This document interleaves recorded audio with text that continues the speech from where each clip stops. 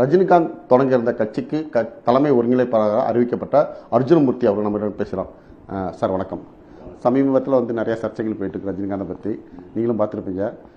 அந்த சூழலில் ரஜினிகாந்த் ஏன் அரசியலுக்கு வரவில்லை? திமுக உண்மையில் மிரட்டப்பட்டதா?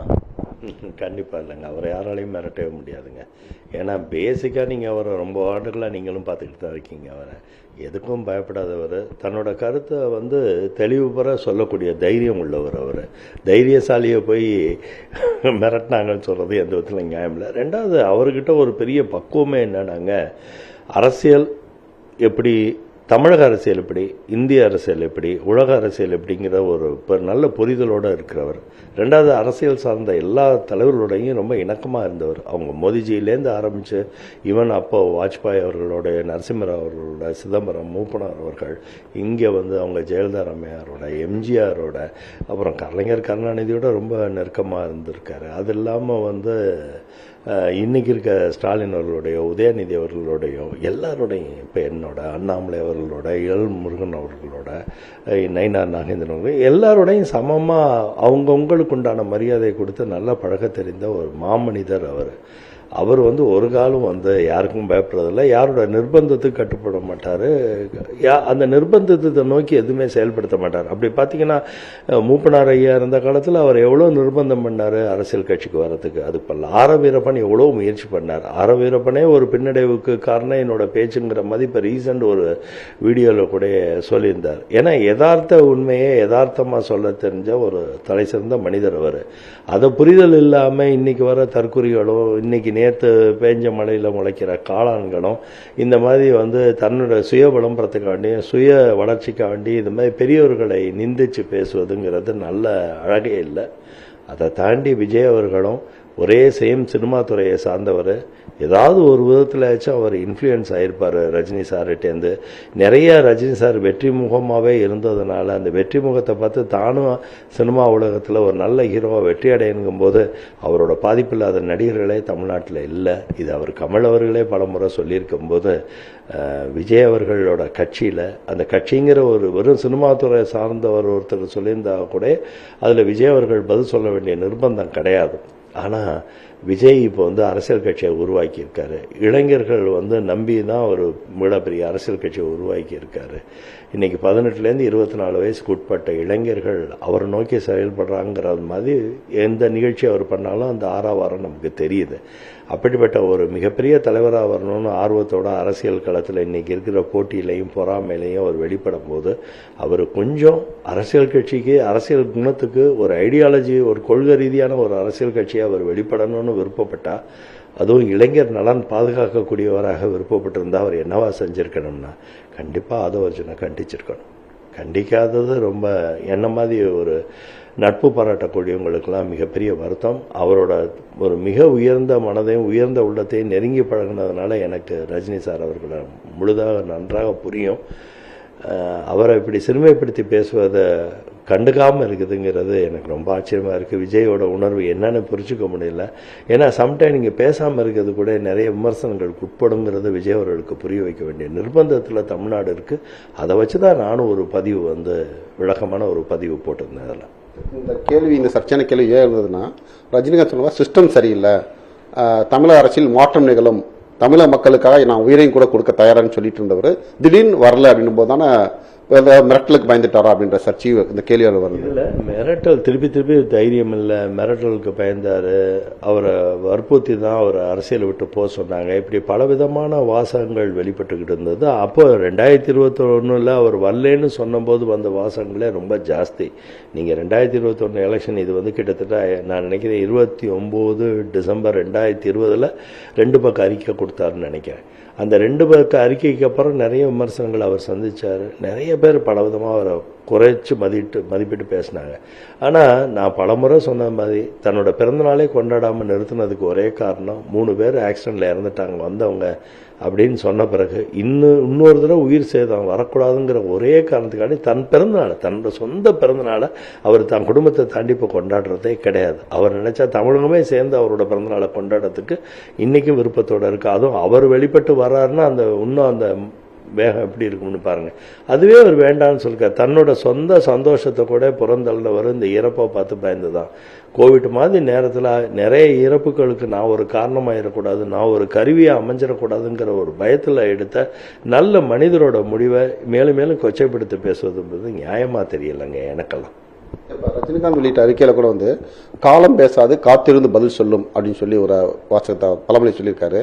அதாவது உண்மை நீதி வந்து சரியான நேரத்தில் வெளிப்படும் அப்படின்றது அதோட அர்த்தப்பொருள். இந்த பொருள் இந்த வந்து இப்போ சொல்லக்கூடிய காரணம் எப்போ தான் இப்போ உண்மை வெளிப்படும் அப்படின்னு நீங்கள் நினைக்கிறீங்க? உண்மை கண்டிப்பாக அவர் சொன்னபடி காலம் வரும்போது வெளிப்படும்னு நினைக்கிறேன். ஏன்னா முக்கியமாக அவரோட ஆழ்மனத்தில் என்ன பட்டிருக்கும்னா, அவர் ஒரு சித்த புருஷர்னு நாங்கள் பல விதமாக சொல்லியிருக்கோம். அவர் கொஞ்சம் அது மாதிரி எண்ணங்கள், ஞான மார்க்கமான சில விஷயங்களுக்கு அவருக்கு நல்ல வழிகாட்டுதல் இருக்குது. இல்லாட்டி ஆண்டவனாலும் தமிழகத்தை காப்பாற்ற முடியாதுன்னு சொல்லும்போது அது மிகப்பெரிய, இன்றைக்கெல்லாம் சோஷியல் மீடியா இருக்க காலத்தில் தான் வைரலுங்கிற வார்த்தை உண்டு. அன்றைக்கே அது பெரிய viral news, all India news ஆகிருக்கு. ஏன்னா அவரோட வார்த்தைக்கு ஒரு பலம் இருக்குது, அவர் வீரியம் இருக்குது. ஏன்னா அவர் வார்த்தை என்றைக்குமே பலமான வார்த்தையாக இருக்குது. நான் ஒரு தடவை சொன்னால் 100 தடவை சொன்னேன்னு ஒரு சினிமா டைலாக்காக இருந்தாலும் அந்த வார்த்தையோட வீச்சு வந்து மிகப்பெரிய வீச்சாக இருக்குது. அந்த மாதிரி இந்த வீச்சு வந்து மிகப்பெரிய வீச்சாக தான் இருக்குங்கிறதுல நான் காலையில் அதை படித்தோடனே ஃபீல் பண்ணிட்டேன். ரஜினிகாந்த் அரசியலுக்கு வரலன்ற 2 பக்கம் அறிக்கை வெளியிடும்போது வந்து அதில் சொல்லியிருந்தாரு, நான் என்றைக்கும் உண்மை பேச தயங்கியதில்லை அப்படின்னு சொல்லியிருந்தாரு. இப்போ இன்னைக்கு வெளியிட்ட அந்த ஆதவர்ஜனுக்கு மறுப்பு தெரிவித்த அறிக்கையில் ஏன் வந்து என்ன திமுக மிரட்டல அப்படின்னு சொல்லாமல் உண்மைக்கு மாறான கருத்தை வந்து பதிவிட்டிருக்காருன்னு சொல்லி தான் சொல்லியிருக்காரு. அது ரஜினிகாந்த் வெளிப்படையாக வந்து திமுக மிரட்டலன்னு சொல்லியிருந்தா இந்த பிரச்சனைக்கு ஒரு முற்றுப்புள்ளி வந்திருக்குமே அப்படின்றது வந்து சமூகத்தில் சோசியல் மீடியாவில் நிறைய வைரலாக பரவிட்டு இருக்கு. எந்த விதத்துலங்க அந்த மாதிரி பதில் நாகரிகமாக இருக்கும்னு நீங்கள் நினைக்கிறீங்க? அவரோட மெச்சூரிட்டி என்னங்க? அவர் கிட்டத்தட்ட 50 ஆண்டுகளாக மிகப்பெரிய அமைப்பில் இருக்கிறவர், புகழோடு இருக்கிறவர். அவருக்கு நெருங்கிய நண்பர்கள், திமுக வந்து அவருக்கு நெருங்கிய நண்பர்கள். அவர் ஸ்டாலின் அவர்கள் அவரோட எவ்வளோ இணக்கமாக இருக்கார், அன்பாக தன்னை காமிக்கிறாருங்கிறத நம்ம பல முறை பார்த்துருக்கோம். அதை போய் எப்படி ஒரு கொடுஞ்சொல் அவர் சொல்கிறதுக்கு விரும்பவே மாட்டார். எது சொன்னாலுமே ஒரு கொடுஞ்சொல் சொல்ல மாட்டார். நான் அவரோட நிறைய தடவை பழகியிருக்கோம், பேசியிருக்கும் போதே நான் பார்த்துருக்கேன். நெகட்டிவாக எதுவுமே பேச மாட்டார். முடிஞ்ச வரைக்கும் நெகட்டிவ் தவிர்த்துருவார். இது மாதிரி நெகட்டிவ் வேர்ட்ஸை அவர் சொல்லவே மாட்டார். அவர்கிட்ட நீங்கள் அதை எதிர்பார்க்கவே முடியாது, எதிர்பார்க்கவும் பார்க்காதீங்க. அவர் பண்ணவே மாட்டார். அதை கரூர் விவகாரத்தில் 41 பேர் உயிரிழந்த போது ரஜினிகாந்த் குரல் கொடுத்தாரு. இப்போ சமீப காலமாக தொடர்ந்து வந்து பாலியல் குற்றங்கள் நிறைய நடந்துகிட்டு இருக்கு. இதையெல்லாம் ரஜினி ஏன் கண்டிக்க மாட்டார்? நான் அரசியல் விட்டு விலகினாலும் மக்களுக்கு ஏதாவது செஞ்ச சேவை, என்னால் முடிஞ்ச சேவை செய்துக்கிட்டு தான் இருப்பேன் ரஜினி சொல்லியிருந்தாரு. இது போன்ற கருத்துக்கள் கூட ஏன் சொல்ல தயங்குறாருன்னு சொல்ற கேள்வி வந்து தாவேக்கா இப்போ முன் வச்சிருக்காங்க. அதாவதுங்க, தாவேக்கா வந்து சும்மா ஏதோ பேசணும்னு பேசிக்கிட்டு இருக்காங்க. அவங்களுக்கு இன்னும் நிறைய காலம் இருக்குது. அவங்க கற்றுக்க வேண்டியது, அரசியலை கற்றுக்க வேண்டியதுக்கு நிறைய காலம் இருக்குது. ஏன்னா அவங்க என்னை பொறுத்த வரைக்கும் இன்றைக்கி கிண்டர் கார்டன் அரசியலில் தான் இன்றைக்கி இருக்கிறாங்க. அந்த கிண்டர் கார்டன் அரசியல் குழந்தைங்க பேசுகிற மாதிரி தான் நம்ம அதை எடுத்துக்கணும். என்ன மெயினாக நீங்கள் பார்க்கணும்னா, அதாவது டெய்லி பேப்பரில் வர நியூஸுக்கெல்லாம் ரஜினி சார் பதில் சொல்லணும்னா அவர் வாழ்நாள் முழுக்க பதில் சொல்லிக்கிட்டே இருக்கணும். அவர் ஒன்றும் டிபேட்டுக்கு போகிற அரசியல்வாதி இல்லைல்ல, பேச்சுக்கு பேச்சு சொல்லணும். இல்லை மைக்கை பிடிச்சாவே, மைக்கை பார்த்தாவே ஏதாச்சும் பேசணும்னு சில அரசியல்வாதிகளுக்கு ஆர்வம் இருக்கும். அந்த மாதிரி அரசியல்வாதி அவர் அப்படிப்பட்ட ஆள்லாம் இல்லை. அதனால அவர்கிட்ட நீங்கள் வந்து ஒவ்வொரு ஈவெண்ட்டும் நடக்கிற, ஒவ்வொரு ஈரானில் குண்டு போட்டுட்டாங்க இஸ்ரேலு, இதை வந்து ஏன் ரஜினிகாந்த் சொல்லலைங்கிற மாதிரி இருக்குது. ஐயோ, ட்ரம்ப் வந்து என்ன இப்படி ஒரு முடிவு எடுத்துட்டாரு, டாக்ஸேஷன் இப்படி பண்ணிட்டாரு, இவ்வளவு தூரம் பர்சன்டேஜ் ஏற்றிட்டாரு, இப்படியெல்லாம் இதெல்லாம் அவரோட கருத்தாங்க. அவர் சினிமா துறையில் இருக்கார், சினிமா சார்ந்ததுக்கு பேசுவார். நிறைய துன்பம் அது கூட அவர் வந்து அன்னைக்கு 41 பேர் இறந்ததுக்கு அவர் சொன்னதோட ஒரே காரணமே என்னன்னா, ஒரு சினிமா துறையை, தன் துறையை சார்ந்தவரோட நிகழ்ச்சியில் இப்படி நடந்துட்டேன்னு ஒரு ஆதங்கம் தானே ஒழிய அது குறையா வெளிப்படுத்தலை. ஒரு சினிமா துறை சார்ந்தவர் இப்படி ஒரு பயணம் செய்யும் போது முன்னேற்பாடுகள்லாம் சரியா இல்லாமல் ஒரு 47 பேர் உயிர் இழந்துட்டாங்களே, இப்படி உயிரிழந்திருக்காம அவங்க பாதுகாத்திருக்கணுமே, இது ஒரு சினிமா ஃபெட்டர்னிட்டிக்கே ஒரு கெட்ட பேரா வருதுங்கிற ஒரு ஆதங்கமா கூட இருக்குமே ஒழிய அவர் இதில் அரசியல் கருத்தா சொன்னார்னு நம்ம எதிர்பார்க்கக்கூடாது. 2வது, எப்போதுமே அதீதமான இறப்புகள் மேலே அவர் என்றைக்குமே வருத்தப்பட்டு பேசுவது ஒரு தர்மத்தோட சிந்தனை, ஒரு நியாயம், ஒரு வளர்ச்சி, அவரோட அனுபவம் எல்லாம் சேர்ந்து வர பதில்களுக்கு எல்லாத்துக்கும் பதில் சொல்லணுங்கிறது இஸ் நாட் அ டிபேட்டுக்கு போகிற அரசியல்வாதி இல்லை சார் அவர். ரஜினிகாந்த் பேட்டை நீங்கள் அதை சந்திச்சு பேசுறீங்களா? ரஜினிகாந்த் அரசியலை பற்றி எதுவும் பேசுகிறாரு உங்ககிட்ட?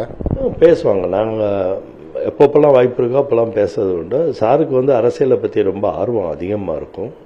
என்னோட பேசினா முழுக்க அரசியல் தான் பேசுவார். ஏன்னா அவருக்கு தெரியும் நான் முழு நேரம் அரசியலில் இருக்கிறவன்னு தெரியும். ரெண்டாவது, என்னோட அவுட் ஆஃப் பாக்ஸ் திங்கிங் அவர் ரொம்ப ரசிப்பார். நான் எதையுமே அரசியல் பேசும்போது ஒரு அவுட் ஆஃப் பாக்ஸில் ஒரு ஐடியாவாக பேசுவேன். அவருக்கு அது ரொம்ப பிடிக்கும். பேசுவார். இன்றைக்கி காலையில் கூட எனக்கு பேச அவரோட வாய்ப்பு கிடைச்சது. அவர் பேசுவார். எப்போதுமே வந்து தெரிஞ்சுக்க ஆசைப்படுவார், புரிஞ்சுக்க ஆசைப்படுவார். இல்லை சில சமயத்தில் வந்து அவருக்கு ஏதாச்சும் ஒரு முக்கியமான சூழ்நிலை ஏதாச்சும் ஒரு என்னோட கருத்து வேறு மாதிரி இருக்கான்னு செக் பண்ண கூட ஃபோன் கூட பண்ணி கேட்பார். அது மாதிரி அவருக்கு வந்து எல்லோரும், என்கிட்ட மட்டும் இல்லை, எல்லா அரசியல் இருக்கிறவங்களோடையும் அவர் தொடர்பில் இருப்பார். நீங்களே பார்த்துருக்கீங்க, சீமானவர்கள் போய் அவரோட ரொம்ப நேரம் பேசிட்டு வருவார். இது மாதிரி நிறைய பேர் இருக்காங்க. எல்லாருமே பேசுவாங்க, பழகுவாங்க. அவருக்கு அரசியல் புரிதல் ரொம்ப ஆர்வம் உண்டு. யாரு கண்டா அவரும் கமல்ஹாசனும் ஷூட்டிங் போகும்போது கூட 2 பேர் கூட அரசியல் பேசிக்குவாங்க. அதெல்லாம் நமக்கு தெரியாது. ஆனால் கண்டிப்பாக அவர் அரசியல் பேசுவார். அரசியல் புரிதல் இருக்கும். அவர் ஸ்டாலின் அவர்களை பார்க்கும்போது அரசியல் பேசுவார். யார் அரசியல்வாதி இப்போ வந்து அவங்க பன்னீர்செல்வம் போய் பார்த்தாரு, அப்போ அரசியல் பேசாமல் இருந்திருப்பாரா? சசிகலாமா போய் பார்த்தாங்களே, அரசியல் பேசாமல் இருந்திருப்பாரா? இது மாதிரி யார் அரசியல்வாதியும் அவங்க தொடர்புள்ள சப்ஜெக்டை தெரிஞ்சுக்கணும்னு நினைப்பாரு. அதில் ஆர்வமானவர் தான் அவர். அரசியல் ஆர்வம் மிக்கவர் தான் அவர். சமீபத்தில் கூட வந்து கவிஞர் வைரமுத்து பார்த்து பேசியிருந்தார் ஜனவரி மாதம் வந்து. அப்போ வந்து வடநாட்டு அரசியல் பெரிய ஒரு திருப்பம் ஏற்பட போகுதுன்னு ரஜினிகாந்த் சொன்னதை கேட்டு நான் நிமிர்ந்து உட்காந்தேன் அப்படின்னு வைரமுத்து பதிவு பண்ணியிருந்தாரு. அது என்ன மாற்றம் அப்படின்றது உங்களுக்கு எதாவது தெரியுமா சார்? எனக்கு ஒன்றும் அதை பற்றி ஒன்றும் தெரியாது. ஆனால் வைரமுத்து வந்து எப்போதுமே உங்களுக்கு தெரியும், ரொம்ப உணர்ச்சி வசப்படக்கூடியவர். ஏதாச்சும் அவரோட ஆழமான சிந்தாந்தத்திலேயோ சிந்தனையிலேயோ ஏதோ சொல்லியிருந்ததை கூட அவர் வெளிப்படுத்தியிருக்கலாம். அவரும் அவரும் ஒரு கிரியேட்டிவ் பர்சன் தானே. வைரமுத்து அவர்களும் மிகப்பெரிய ஆளுமை மிக்க கிரியேட்டிவ் பர்சன். அந்த ஆங்கிளில் வந்து அவர் ஏதாவது கிரியேட்டிவாக ஏதாவது சொல்லியிருப்பார். ஏன்னா சாருக்கு வந்து அந்த மாதிரிலாம் ஒரு அவுட் ஸ்போக்கன் உண்டு.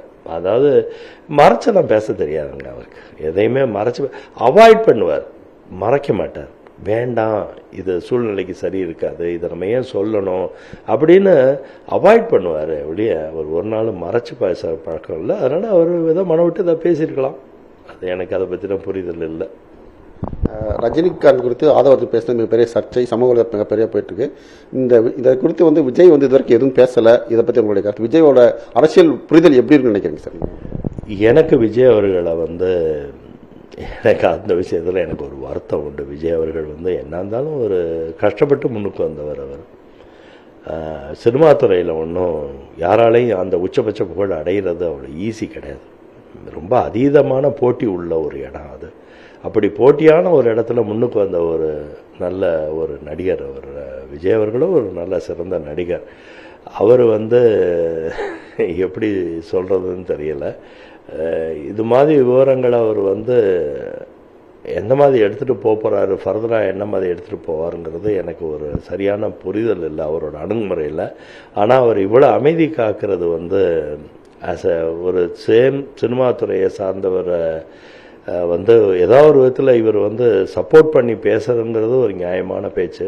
நான் அவர் இடத்துல இருந்திருந்தேன்னா, விஜய் அவர்களோட இடத்துல இருந்தால், நான் இந்நேரம் சீனியாரிட்டியை மனசில் வச்சு, ரஜினி சாரோட சீனியாரிட்டியை மனசில் வச்சு அவரை வீட்டில் போய் பார்த்து, சார் இது தவறாக பேச தெரியாமல் பேசிட்டார் சார், நீங்கள் ஒன்றும் மனசில் வச்சுக்காதீங்கன்னு சொல்லியிருந்தா விஜயோட புகழே உச்சபட்சத்துக்கு போயிடும். ரஜினி சாரோட ஆசீர்வாதம் மிகப்பெரிய வெற்றியெல்லாம் கொடுக்கும். அந்த மாதிரி ரஜினி சாருக்கு அந்த ஒரு அருள் உண்டு, அருள் வாக்கு உண்டு, அருளும் உண்டு அவருக்கு. எனக்கு ஆச்சரியமாக தான் இருக்குது. ஏன் இவர் வந்து அதில் வந்து வாய்மூடி மௌனிக்கிறாரு. இந்த மௌனிக்கும் போது எனக்கு ஒரு சின்ன ஒரு அரசியல் சிக்கல் இருக்குது என் மைண்டில். என்னென்னா, இப்போ ஆளுமை யார்? ஆதவ அர்ஜுனா, விஜய் அவர்களா? தமிழக வெற்றி கழகத்தோட ஆளுமை யார்? ஆதவ அர்ஜுனா, விஜய் அவர்களா? விஜய் தான் தலைவர் என்ற பட்சத்தில் இதுக்கு வந்து சரியான முடிவை வந்து வெளிப்படுத்தாமல் அமைதி காக்கிறதுங்கிறது அது நிச்சயமாக விஜய் அவர்களுக்கே காலத்துக்கு, அதனால தான் காலம் ஏதோ பதில் சொல்லணும்னு சொல்லியிருக்காருன்னு நினைக்கிறேன். ஏன்னா இது விஜய் அவர்களுக்கே நல்லதில்லை. ஏன்னா சில விஷயங்களை தள்ளி போகணும், சில விஷயங்களை கண்டுக்காமல் போகணும், சில விஷயங்களுக்கு கருத்து சொல்லணும். இது கண்டிக்க வேண்டிய ஒரு சூழ்நிலை. தன்னோட கட்சியில் ஒரு ஆரோக்கியமான சூழ்நிலை இருக்கணும்னா, தன்னோட கட்சியில் இருக்க நிர்வாகிகளோட தவறுகளை குற்றம் இருந்ததுன்னா அதை கண்டிக்கணும். இல்லைன்னா அந்த கண்டிக்காத தாண்டி ஒரு போய் தேவையில்லாமல் இதில் தலையிடாதீங்கன்னு ஒரு வருத்தமாச்சும் தெரிவிக்க வேணுங்கிறது தான் என்னோட கருத்து. ஆட்சி அதிகாரத்தில் பங்கு கொடுப்பேன் அப்படின்னு சொல்லி விஜய் அறிவித்த பிறகும் இதுவரைக்கும் எந்த கட்சியும் வந்து விஜயோட கூட்டணி அமைக்க முன் வரல ஒரு பேச்சு இருக்கு. திரைமறைவில் வந்து பாஜக அதிமுக கூட்டணி பேச்சுவார்த்தை விஜயோட நடத்தினாங்க அவங்க அப்படின்ற ஒரு கருத்து நிலப்படுது. உங்களுடைய கருத்து சார், உங்களுடைய அரசியல் பார்வையில்? கூட்டணிக்கு யாரும் போகலே, அதான ஃபேக்ட். இது வரைக்கும் யாரும் போகல. காங்கிரஸ் வருவாங்கன்னு நினச்சிக்கிட்டு இருந்தார், அவங்களும் வரல. ஆரம்ப காலத்தில் எல்லா விதமான அரித்தமெட்டிக்ஸும் அவர் ட்ரை பண்ணார். சீமானவர்களோட கூட கூப்பிட்டு வச்சு பேசி பார்த்தாரு. ஏதோ ஒரு குறை இருக்குது விஜய் அவர்கள்ட்ட, ஏதோ அரசியல் குறை இருக்குன்னு நான் நினைக்கிறேன்.